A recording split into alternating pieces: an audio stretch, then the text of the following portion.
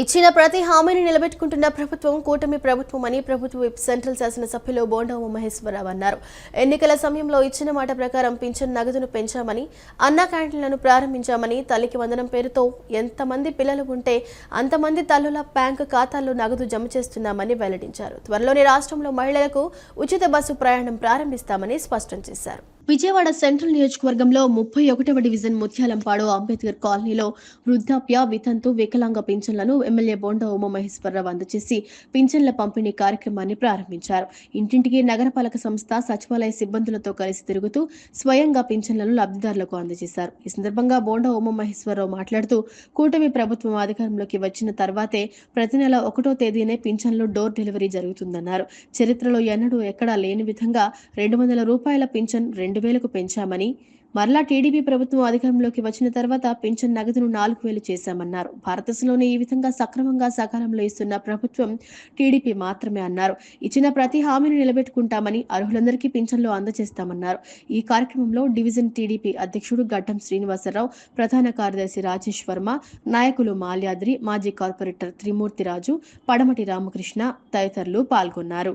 ప్రతి నెల 1వ తారీఖు నాడే కూటమి ప్రభుత్వం అధికారంలోకి వచ్చినాక ముఖ్యమంత్రి చంద్రబాబు నాయుడు గారి ఆదేశాల మేరకు ఉదయమే 6 గంటలకే పింఛన్లన్నిటిని కూడా డోర్ డెలివరీ ఇంటింటికి వెళ్ళి మా అధికారులు, మా పార్టీ నాయకులు, మరి ఎమ్మెల్యేలు, ఎంపీలు అందరూ కూడా ఇంటింటికి తీసుకెళ్ళి పెన్షన్లు ఇవ్వటం అనేది గత సంవత్సర కాలంగా జరుగుతుంది.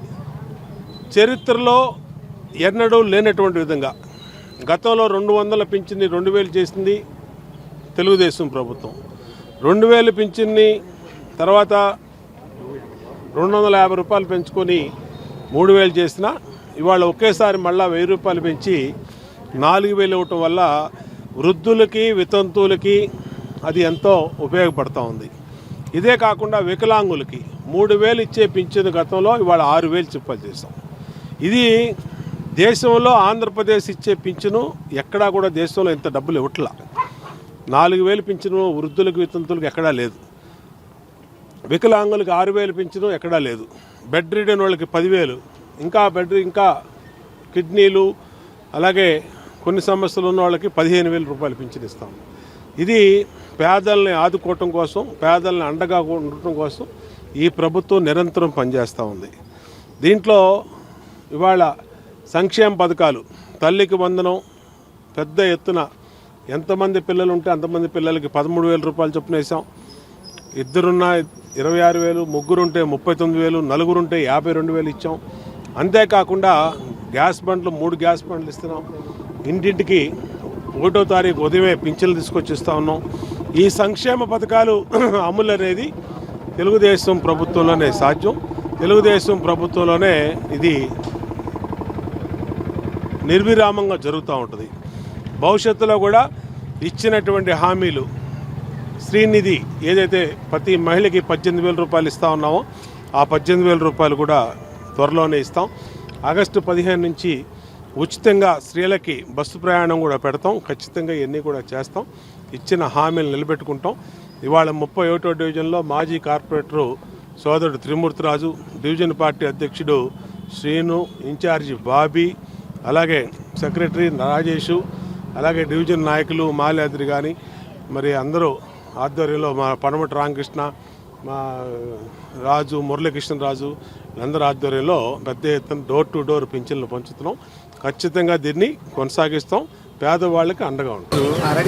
31వ డివిజన్లో మన అంబేద్కర్ కాలనీ ఈ కట్ట మీద స్వయంగా మన సెంట్రల్ నియోజకవర్గ శాసనసభ్యులు బోండా ఉమామహేశ్వరరావు గారు ఇక్కడ స్వయంగా విచ్చేసి ఈ పెన్షన్లు కార్యక్రమాన్ని ఇంటింటికి ఇచ్చే కార్యక్రమం మొదలుపెట్టి వీళ్ళ దగ్గర ఉన్న సమస్యలు ఏదైనా ఉంటే తెలుసుకొని సత్వరమే కొన్ని సమస్యలు పరిష్కరించడం, మిగిలిన సమస్యలు ఏదైనా ఉన్నా సరే డివిజన్ పార్టీ నాయకుల దృష్టికి తీసుకొచ్చి ఏదైనా వెంటనే పరిష్కరించాలని వాళ్ళకి ఆదేశించడం జరిగింది.